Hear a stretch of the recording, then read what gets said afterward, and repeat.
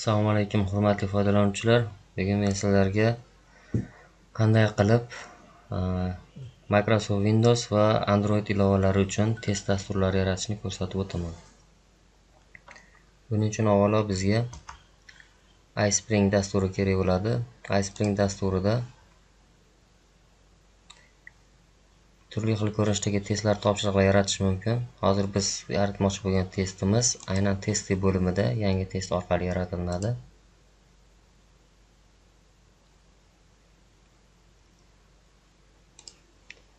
Yangi test yaratish uchun testlarni, savollarni bittalab yaratib yozib chiqish mumkin yoki bo'lmasam uni tayyor holida bo'lsa agar uni import qilish ham mumkin bo'ladi. Import qilish uchun talabi bor. Talabi esa Excel dasturida bo'lishi shart. Mana misol uchun bitta fayl ochib ko'rsataman. Birinchi satr Excelda to'lig'icha bo'sh bo'lishi kerak. Birinchi satr to'lig'icha bo'sh bo'lishi kerak. Ikkinchi satrdan boshlab ma'lumot bo'lishi kerak. A ustunda faqatgina MC degan yozuv bo'ladi. B ustunda test savoli bo'ladi. C, D, E ustunlar bo'sh qoladi. F ustunda to'g'ri javob bo'lishi kerak. To'g'ri javobning oldida albatta yulduzcha bo'lishi shart va qolgan ustunlarda muqobil variantlar javoblar bo'ladi. Mana shu holatga shablonga testni solib chiqiladi va buni Excel formatida saqlanadi. Demak, bizda fayl tayyor. Mana shuni demak hozir test dasturiga import qilamiz. Import вопросов tugmasini bosaman. Import qilinayotganda agar zarur bo'lsa guruhini yozib qo'yish mumkin. Agar bitta fayldan import qilinayotgan bo'lsa, buni yozishga hojat yo'q. Tugmani bosaman.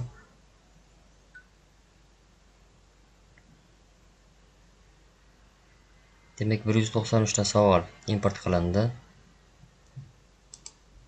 Importerining vопросida 193 ta savol turibdi. Bu gruppa вопросов bir hozir bizga kerak emas. Bu bo'sh bo'lgani uchun o'chirib yuboramiz. Xalaqit qilmasligi uchun. 193 ta savolda hammasi birdaniga tushishi bu odamni odatda zeriktirib qo'yadi. Shuning uchun men savollar ro'yxatidan taxminan 50 tasi tushishini tanlab qo'yaman. Demak, случайный taxminiy demak taqribiy 50 ta savol aralashib tushadi. Endi qanday sozlamalarni amalga oshirish kerak? Свойства bo'limidan название testga bu yerga testni sarlavhasini yozib qo'yish tavsiya qilinadi. Misol uchun evolyutsiya. Agar zarur bo'lsa, mana bu yerga belgi qo'yib, vaqt bilan chegaralab qo'yish mumkin. Zarur bo'lmasa, demak bu qolaveradi.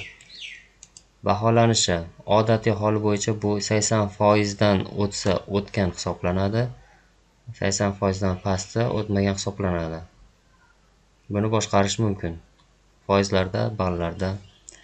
Savollar xususiyati. Odatiy hol bo'yicha savollarga 10 balldan berilyapti. Buni 1 balldan qo'yib qo'yish tavsiya qilinadi. Demak, qanday sozlamalarga e'tibor berish kerak? Bu yerdagi demak to'g'ri ball, to'g'ri javob uchun odatiy hol bo'yicha 10 ball turganda biz 1 ballga aylantirib qo'ydik. Shunda demak ma'qulroq bo'ladi. Javob berilmagan savollarga jarima qo'llanilishi, misol uchun zarur bo'lsa, urinishlar soni, necha marta urinish mumkinligi odatiy hol bo'yicha bitta turibdi.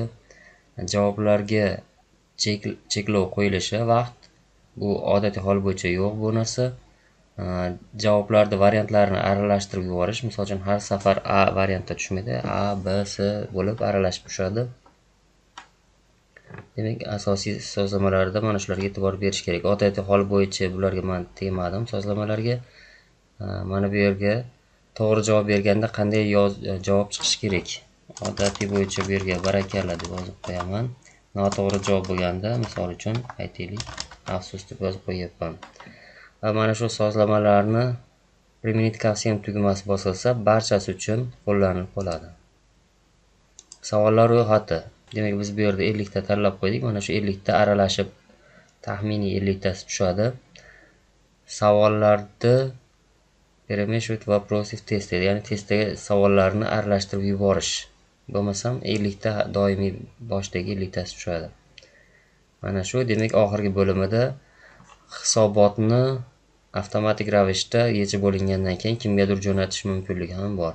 Yoki serverga yoki mana shu yaratgan odamga. Bu yerga email adres yoziladi. Mana shu email adresga barcha hisobot yuboriladi. Saqlash tugmasini bosamiz. Navbatdagi sozlama player tugmasida. Player tugmasida demak namuna ko'rsatilgan, qanday ko'rinishi. Bu yerda asosiy biz sozlamoqchi bo'lgan bo'lim navigatsiya bo'limida отображение на smartfonах bo'limini yoqib qo'yish. Ya'ni bizni testimiz smartfonlarda ham adaptatsiya moslashuv jarayoniga o'tishligi haqida. Mana shunga belgi qo'yib qo'yamiz. Agar belgi qo'yilmasa, bu telefon ekranida kichkina bo'lib ko'rinadi. Saqlashni bosamiz. Prosmotr tugmasi bilan ko'rib olish mumkin. Demak, savolni o'qib turib, javobni belgilanganda to'g'ri yoki noto'g'riligini mana bunday ko'rishda ko'rsatadi.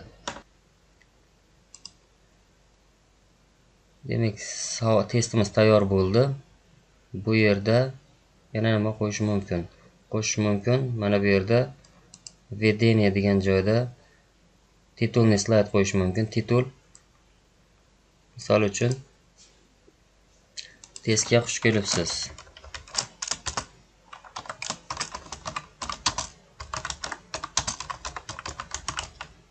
Testga xush kelibsiz. Bu yerda testning nomi bo'ladi. Mana bu yerga qanday eslatmalar bo'lsa yozib qo'yish mumkin. Evalyutsiya fani 50 ta 200 tadan misol uchun. Bu narsalarni yozib qo'yish mumkin. Yana qo'yish mumkin. Anketa pользователя qo'yish mumkin, ya'ni o'zini emailini va ismini kiritish mumkin. Yoki bo'lmasa instruksiya, qo'llanma qo'yish mumkin ekan bu yerda. Mana shunday tartibda. Prosmotr tugmasini bosamiz. Demak, testga xush kelibsiz. Evalyutsiya 50 ta, demak, mana shu bilan nachat test boshlanadi, savol boshlanib ketadi. Publikatsiya tugmasini bosamiz. Publikatsiya tugmasi bosilganda bu yerda biz o'zgartirishimiz mumkin bo'lgan narsa loyihaning nomi. Biz odatda uni yozib qo'yganimiz uchun avtomatik ravishda chiqyapti va papka qayerga saqlash kerakligi. Papka ko'rsatiladi va opublikovать tugmasi bosilinadi. Misol uchun evalyutsiya 2 deb qo'ya qolaylik. Bosamiz.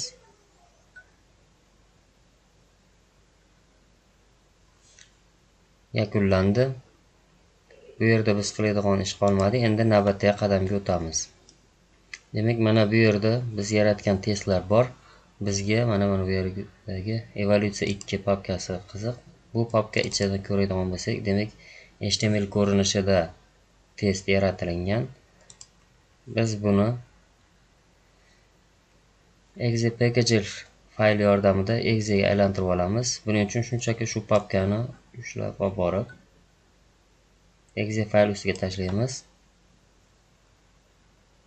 Demak, va shu bilan exe fayl tayyor bo'ldi. Ochib ko'ramiz. Bu exe fayl Windows operatsion tizimi uchun test tayyor holiga kelgan. Bemalol yechib boshlash mumkin. Mana shunday ko'rinishda. Endi ushbu yaratilgan testni Android ilovalari sifatida ishlashi uchun, APK holatga o'tkazish uchun bizga yana boshqa dastur kerak bo'ladi. Website 2 APK Builder. Mana shu dasturni ochamiz.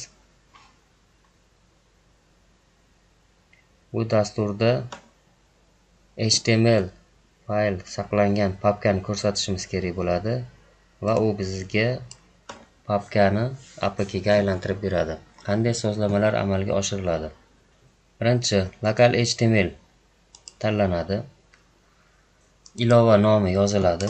Demak, evalyutsiya 2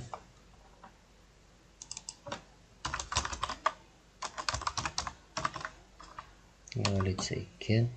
Zarur bo'lsa, ilova versiyalarni o'rnatish mumkin. Odatiy hol bo'yicha u 1 bo'ladi. Output direktoriy qayerga chiqarilishi kerak, qayerga saqlanishi kerak ilova. Undan keyin ilovani ruxsatlari, odatiy hol bo'yicha bu ruxsatlarni olib qo'yaman hammasini. Zarur emas bizga. Ikonkasini istalgan ikonkaga almashtirishingiz mumkin. Mana shunday ko'rinishda demak u ko'rinadi. Undan so'ng asosiy tanlanadigan papkamiz. Biz iSpring dasturida chop qilgan papkamizni mana shu yerga ko'rsatishimiz kerak. Demak, mana evolyutsiya 2 papkasini ro'yxatdan topdim va tanlab OK tugmasini bosdim. Bu yerga u chiqib qoldi. Endi bor yo'g'i build apk tugmasini bosish kifoya. Bu yerda e'tibor berish kerak, mana shu joyda build bo'lishi uchun, ya'ni yaratilishi uchun internetga ulanib turgan bo'lishi kerak bo'ladi.